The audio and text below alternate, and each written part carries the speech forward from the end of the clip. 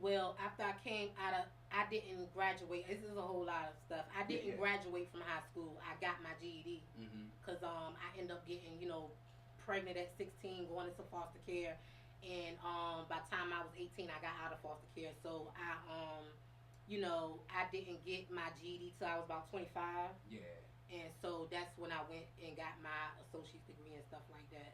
Okay. So that Okay. didn't really come until later, until after I got my GED and stuff. Yeah, and I heard that what you're in the medical field or you're expanding. Medical assistant. Uh Yeah. huh. So how did that come about? I think it was kind of all my family, like my aunts and stuff, and then career day at school. I always dressed up as the nurse for career day. My aunts was Yeah. always a nurse, CNAs. They did that, so I think I was kind of like following in their footsteps and stuff. And then when I actually did it, people said, I see your heart and that you have for patients and stuff like that. So that's kind of how that came about. And that kind of pretty much stuck with you. Mhm. Oh, okay, okay, okay. Well, So until I started rapping. yeah, yeah, Until I yeah, started yeah. rapping. Cause I wanna. Yeah. Now that you done got me interested, cause I wanna hear a lot more about the young Poyzen Ivy. Mhm. So you said fighting. Mhm. Okay, when you say you got into your first fight, third grade, Right. when did that type of habit kind of stop or slow down?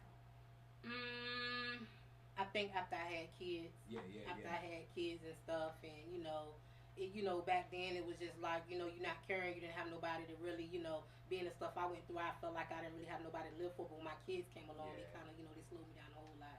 And then I got married at a young age too, so yeah. that slowed at 19, so that slowed me down a whole lot too.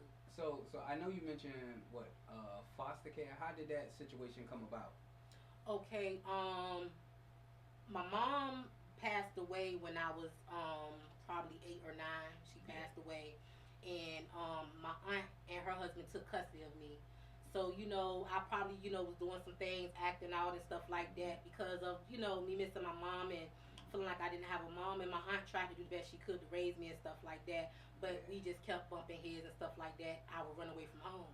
So she told me, you run away from home again, I'm gonna give you up to the state and stuff like yeah, that. yeah. And that's what happened. They put me in a detention home for 30 days, and they put me with the state. And so I was in. That's how I went in foster care. But I just kept running away from home. Yeah,